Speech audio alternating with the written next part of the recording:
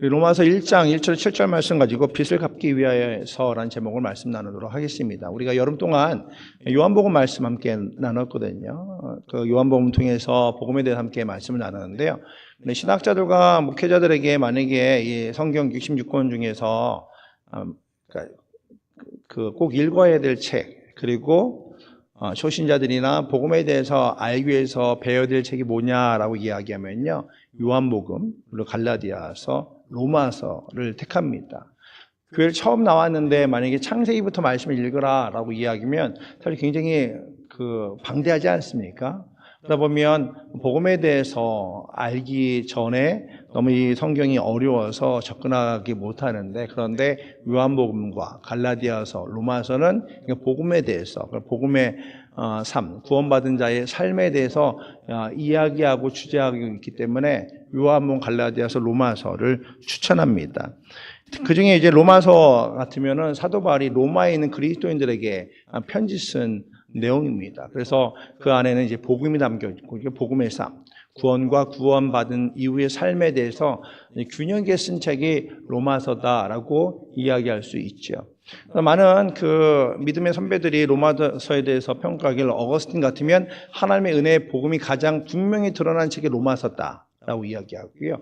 마틴 루터는 이신칭이 믿음으로 구원받는다라는 이 교리를 세울 때 로마서를 토대로 이신칭이 이 교리를 만들었죠. 요한 웨슬리 목사님 같으면 마틴 루터의 로마서 주석의 서문을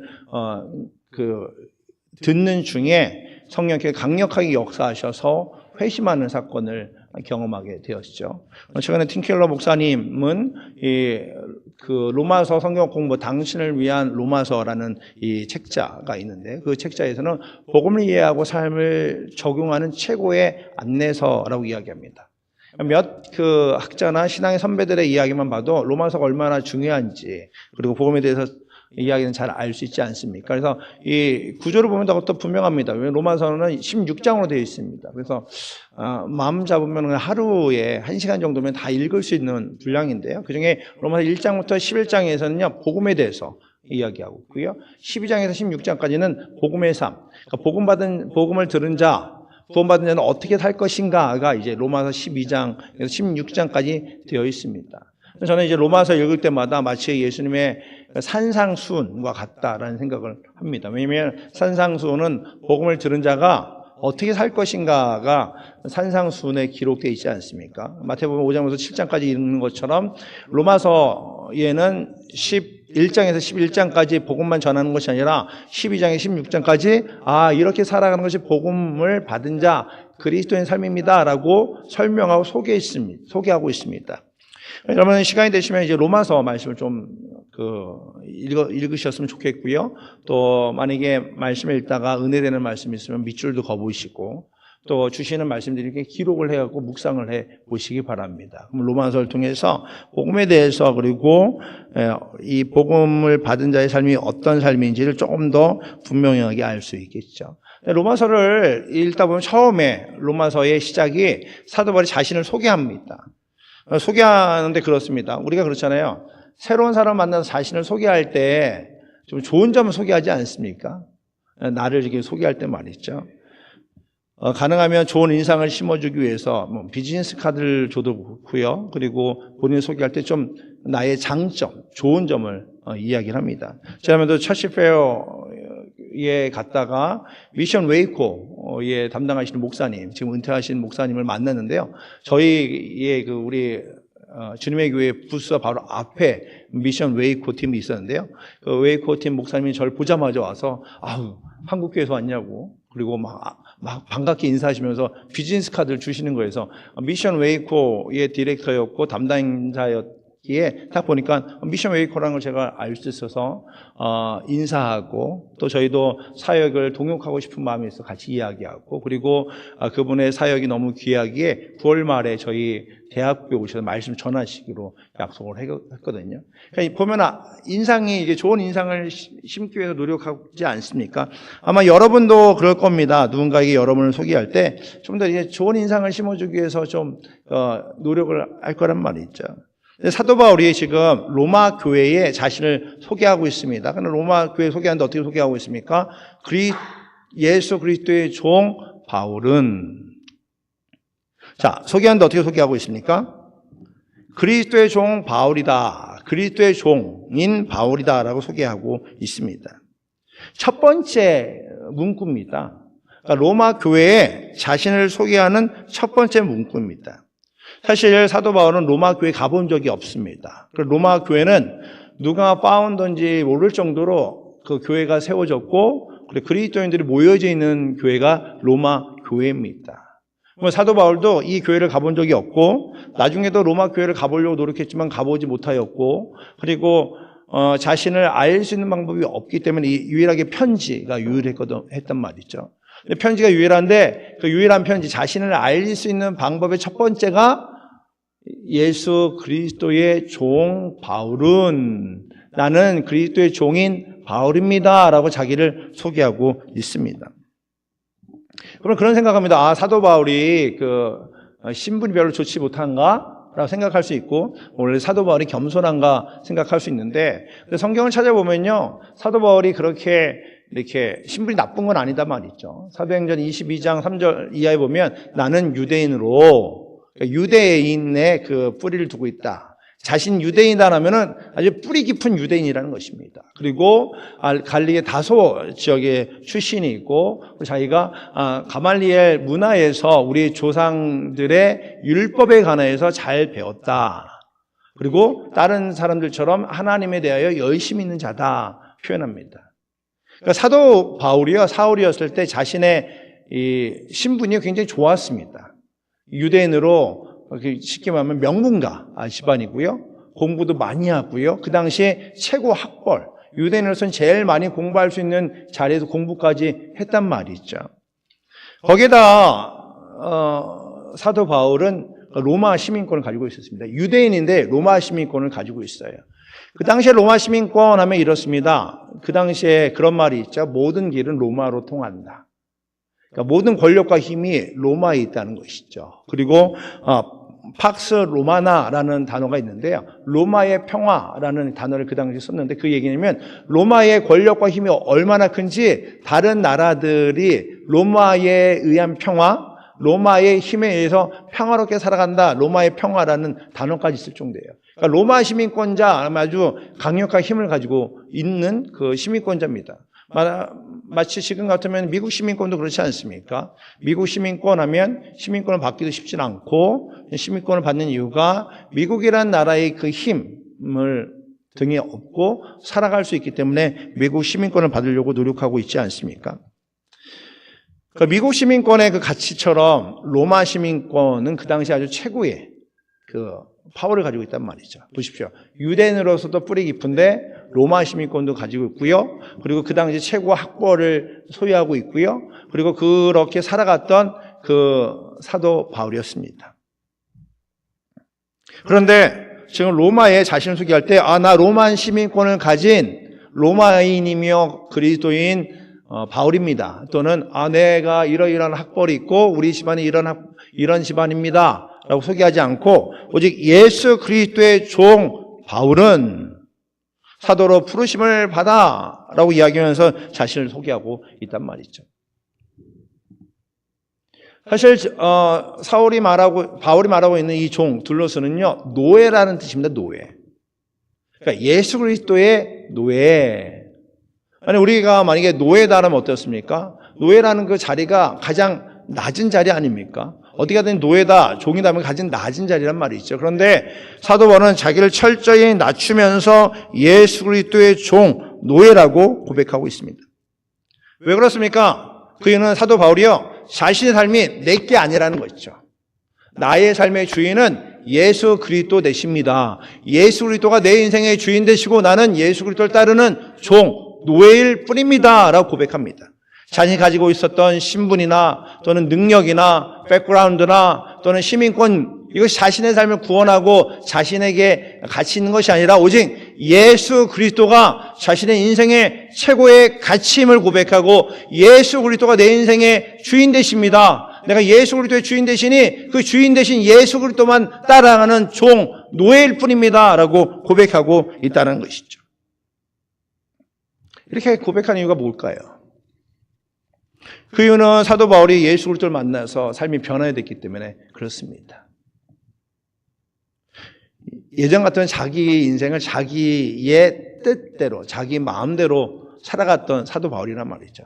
내 욕심대로, 내 욕망대로 살았던 사울이 예수 그리스도를 만남으로 이제 내 인생의 중심이 나, 또는 내 인생의 주인이 내가 아니라 온전히 예수 그리스도가 내 인생의 주인 되시고 예수 그리스도를 통해 살아가고 있음을 고백하면서 예수 그리스도의 종 바울, 사도임을 고백하고 있단 말이죠. 예수님의 주인 대신에 예수님의 뜻을 따라 살아가는 것이 사도 바울이라 고백하는 것처럼 결국 그리스도인은 어떻습니까? 그리스도인도 사도 바울처럼 예수님이 내 삶의 주인 되십니다. 그리고 주인 되신 예수 그리스도의 뜻에 순종하며 살겠습니다 라고 다짐하는 것이 그리스도인, 저와 여러분이라는 것이죠. 그러니까 저와 여러분도 사도 바울처럼 동일하게 예수 그리스도의 종, 예수 그리스도가 우리의 주인, 예수 그리스도를 따르는 그리스도인임을 고백하며 살아가야 된다는 것입니다. 어때요? 이렇게 예수 그리스도를 통해서 구원받은 사도 바울이 예수 그리스도를 통해서 택함을 받았단 말이죠. 그리고 삶이 변화됩니다. 그래서 고백하기를 1절 상반부에도 사도로 부르심을 받아 하나님의 복음을 위하여 택함을 받았으니 라고 고백해요. 예전이나 지금이나 사실 그렇지 않습니다. 자신을 알리고 인생의 성공이 목표 아닙니까? 대부분의 사람들이 그렇습니다. 나의 성공이나 나의 자녀들의 성공이나 또 나의 잘됨이나 나의 자녀들이나 나의 가족들의 잘됨이 삶의 목표라는 것이죠. 그래서 공부도 많이 하고 학위도 받고 또 일하면서 사업을 하면서 돈을 많이 버는 이유가 인생의 성공을 해서 그 방법 중에 하나로 사용하지 않습니까? 왜 그렇습니까? 이 시대는요, 높이 올라가야만 인정받는 시대입니다. 올림픽에 나가도요, 금메달을 받아야 되고요. 운동 경기에서도 승리자만 기억한단 말이죠. 어떻게 보면 높이 올라가야 될 시대 속에 살아가고 있는 이 시점에 사도 바울의 자신의 고백은 좀 불편할 수 있습니다. 이렇게 유별나다고 종이라고 그래. 노예라고 그래. 그냥 자기에게 솔직하게 그냥 자신은 자신 삶의 빚진 자다라고 이야기해요. 그래서 오늘 읽으면서 로마서 1장 14절 말씀에 보면은 헬라인이나 야만이나 이방인이나 또 지혜 있는 자나 어리석은 자나 그들 앞에 다 내가 빚진 자다. 자신은 빚이 있다라고 이야기해요. 그러니까 사도 바울이 이렇게 빚진 자라고 이야기하는 이유가 예수 그리스도를 통해서 새 생명을 얻었으니 예수 그리스도를 통해서 새 생명을 얻은 자는 나는 예수 그리스도를 통해서 빚진 자, 예수 그리스도를 통해서 생명을 얻은 자, 예수 그리스도를 통해서 새 삶을 얻었을 때 빚진 자다 이야기하고 있단 말이죠. 그러니까 바울은요 늘 채무자 같은 마음입니다. 여러분 혹시 빚 있으십니까? 빚 있으시면 고개를 한번 살짝 보니까 고개를 안 흔드시네. 거의 빚이 없으신가 봅니다. 야, 대단하십니다. 사실 저희 아이들도 이제 학교 다니잖아요. 그러니까 대학 다니면서 이제 둘째나 셋째 같으면은 이제 빚을 조금씩, 많지는 않아도 조금씩 이제, 그 학생 빚을 론을 받았단 말이죠. 그런데 처음에 받을 때 너네 론 받아야 돼, 라고 했더니 아이들이 굉장히 술하는 겁니다. 아니, 어떻게 내 이름으로 론을 받아? 엄마 아빠가 해줘야지. 우리는 돈이 없다.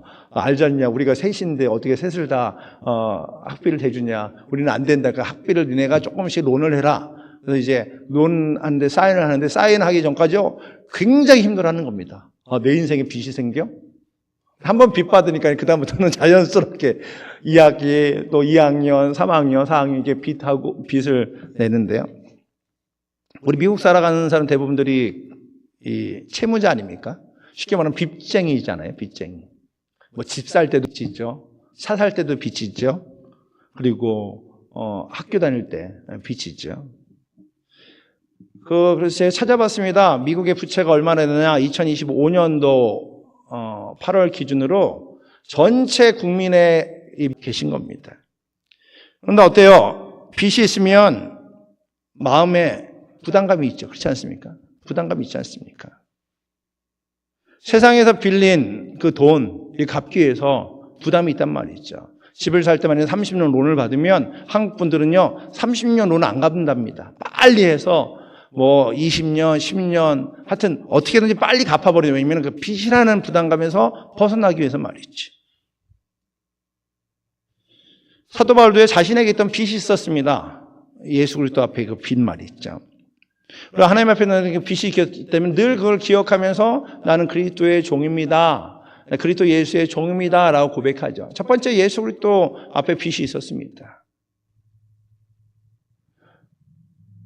사도 바울은 무엇보다 예수 그리스도 앞에 큰 빚을 진 사람입니다. 왜냐하면 스스로 고백하기를 디모데 전서 1장 5절에 다른 모든 사람들보다 내가 큰 죄를 지었었고 그리고 그로 말미암아 죄인으로 살았던 나의 모습입니다. 라고 고백하죠. 한번 같이 읽어볼까요? 디모데 전서 1장 15절 같이 읽겠습니다. 시작. 믿보다 모든 사람이 받을 만한 이 말이여 그리스도 예수께서 죄인을 구원하시려고 세상에 임하셨다 하였도다. 죄인 중에 내가 괴수니라. 예수님께서 이 땅에 오셔서 죄인들을 구원하시기 이 땅에 오셨는데 그런데 나의 삶을 되돌아보니까 죄인 중에 괴수다. 죄인 중에 더 큰 죄를 지었던 자가 나 사도 바울이다 라고 이야기해요. 죄인 중에 괴수다라 부르면서 자신을 구원해 주신 예수 그리스도의 은혜로 난 빛으로 살았다. 예수 그리스도께 받은 빚이 많이 있다라고 고백하고 있는 거죠. 왜냐하면 다메섹 도상에서 예수님 만났을 때 예수님께서 이 사울을 핀잔 주고 정죄하지 않고요. 예수님께서 내가 너를 이방인의 빛, 이방인의 전도자로 선교사로 세우겠다 부르십니다. 그러면 어때요? 예수를 믿는 사람 박해했던 사도 바울인데 그러면 사울이었는데 그러면 예수님께서 그를 책망할 수 있지 않습니까? 꼴밤에 때리는 야 내가 이렇게 살아있는데 못 믿겠냐? 믿어라 하고 한번 책망할 수 있는데 예수님이 그러지 않습니다. 사도 바울을 부르시고 그를 그리스도 예수의 종 그리스도의 전도자로 쓰시기 위해서 그를 부르셨단 말이죠. 그러니까 그런 사명을 받게 되고 그런 말미암아 그는 단순한 하나님의 은혜, 선물이 아닌 그래서 평생 갚아야 될 빚으로 생각하게 된 것이죠. 그래서 사도 바울은 자신을 자유인으로 얘기하지 않고 예수 그리스도의 종이다 이야기하고 있습니다. 두 번째는 믿음의 선배들에게 진 빚이 있었습니다. 스데반을 비롯한 믿음의 선배들 말이 있죠. 사도행전 7장 보면 어때요? 스데반이 복음 전하다가 순교하는 장면 나오지 않습니까? 돌에 맞아 순교하는데 근데 그 자리에 사울이 있었단 말이죠. 근데 사울이 스데반이 돌 맞아 죽는 걸 보면서 당연하게 여겼다 생각해요. 본인 유대인이었고 그리고 예수님이 구원자라는 걸 믿지 않고 있는 상황에서 예수 믿는 사람은 박해하던 그 입장에서 사도 바울이 죽는 게 당연하게 여겼습니다. 세월이 흘려서 자신의 삶을 되돌아보는 게 깨달은 것이죠. 아, 내가 구원받은 게 나의 힘으로 된 것이 아니구나. 스데반처럼 또 믿음의 선배들의 수고와 노력으로 이 일이 된 거구나.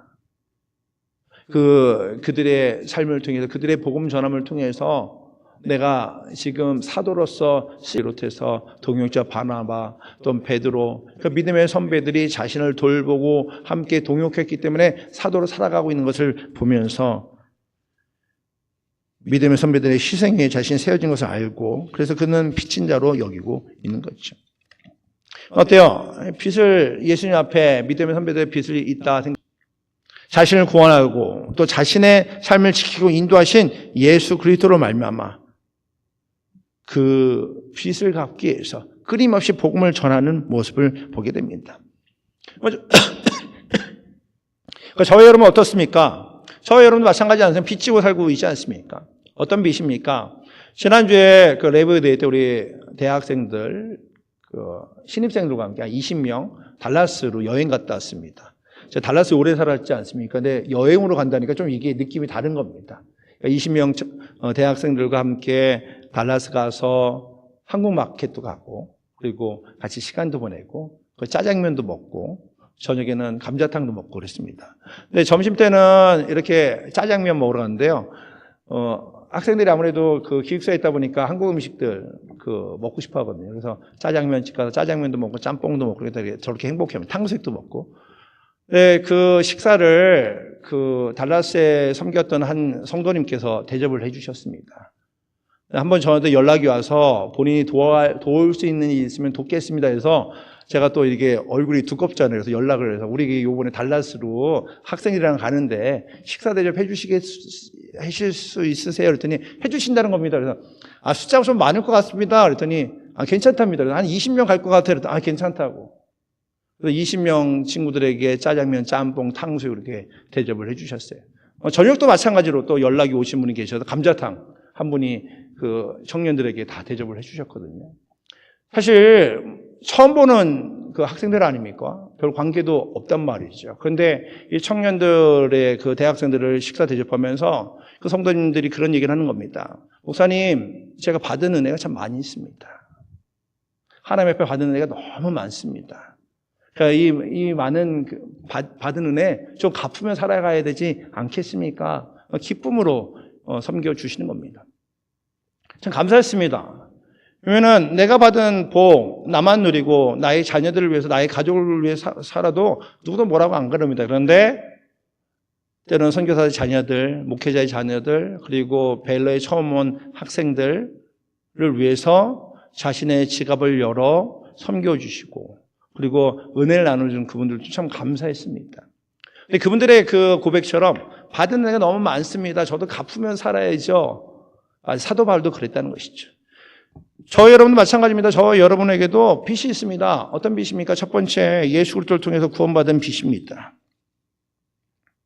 사도 바울도 6절에 이렇게 얘기합니다. 너희도 그들 중에 예수 그리스도의 것으로 부르심을 받은 자니. 사도 바울이 로마 교인들에게 얘기합니다. 여러분 당신도 저와 동일하게 예수 그리스도를 통해서 구원받은 예수 그리스도의 빚진 자, 예수 그리스도의 종입니다. 라고 이야기하는 거죠. 저와 여러분이 빚지며 살아갑니다. 사실 이 자리에 있는 거 생각하면 어떻습니까? 우리의 경력이나 우리의 실력으로 이 자리에 있습니까?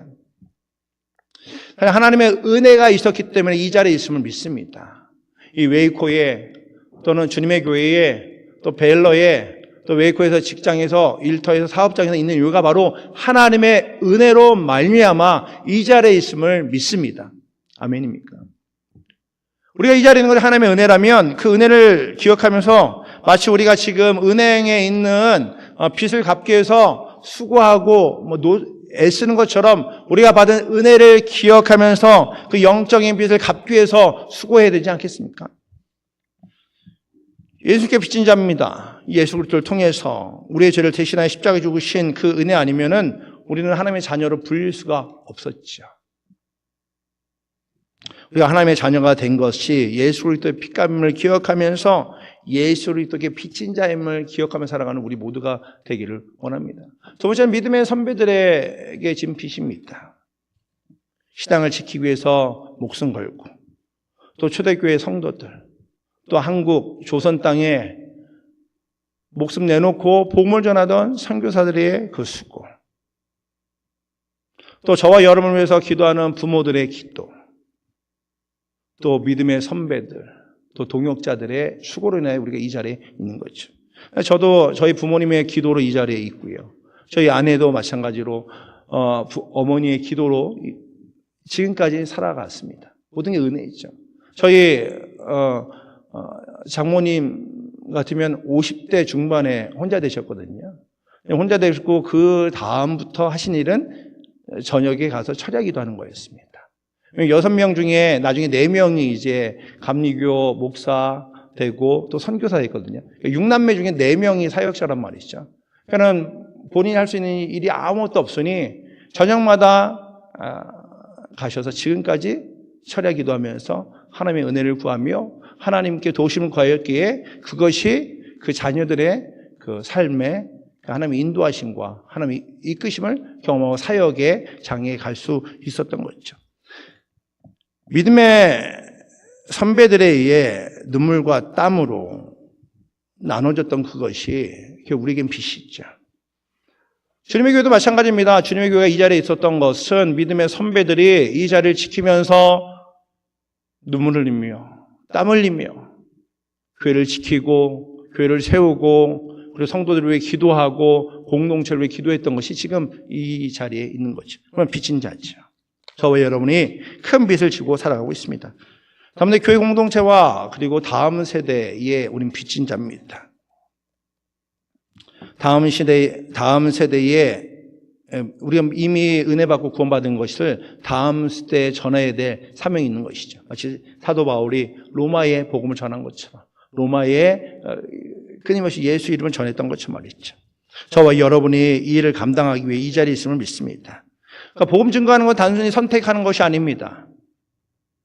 갚아야 될 빚이란 말이죠. 우리가 웨이코에 있는 한인들에게 또 베일러에 있는 대학생들에게 우리가 일터에서 만나는 그들에게 복음을 전하는 것은 우리 선택사항이 아니라 우리가 해야 될 일이라는 것입니다. 바로 사명이라는 것이죠. 우리 모두가 그리스도의 것으로 부르심 받은 자로서 마땅히 해야 될 사명입니다. 따라서 우리 사도 바울처럼 이런 고백이 있기를 원합니다. 주님, 제가 빚진 자입니다. 주님께 빚졌습니다. 또 믿음의 선배들에게 빚졌습니다. 또 교회 공동체와 다음 세대에 빚을 졌습니다. 그러니 내가 복음 전하는데 이 사명 감당할 수 있도록 나를 마음껏 사용하여 주시옵소서. 바로 이번 한 주간 살아갈 때도 복음의 빚진 자로서 예수 그리스도와 또 다른 지체들 그리고 공동체와 다음 세대에게 빚 갚는 심정으로 살아가는 우리 모두가 되기 원합니다. 그래서 새벽에 기도할 때도 또 여러분의 삶의 터전에서 복음을 전하는 삶을 살면서 빚을 갚아면서 하루하루 주의 은혜로 살아가는 우리 모두가 되기를 주님으로 축복합니다. 기도하겠습니다. 오늘도 주 앞에 나올 수 있도록 우리의 발걸음을 인도하여 주시 참으로 감사합니다. 이 자리에 있는 것이 하나님의 은혜입니다. 하나님의 사랑을 받은 자로서 주님의 핏값으로 구원받은 하나님의 백성입니다. 빚이 참 많이 있습니다. 이 빚을 기억하면서 하나님 피나와 빚을 갚는 심정을 살아가는 우리 모두가 되게 해주시옵소서. 예수님께 빚을 갚으며 또 믿음의 선배들의 빚을 갚으며 또 교회 공동체와 다음 세대에 빚 갚는 심정으로 복음 전하고 하나님 나라를 쓰임받는 우리 모두가 되게 해주시옵소서. 이번 한 주간 동안 그 일들을 기억하면서 하나님 피나와 기도하면서 함께 하나님 나라를 세워나가는 우리 모두가 될 수 있도록 주께서 함께하여 주시옵소서. 감사합니다. 예수 그리스도 이름으로 기도드립니다. 아멘. 우리 다 같이 일어나셔서 마지막 찬양 부르시겠습니다.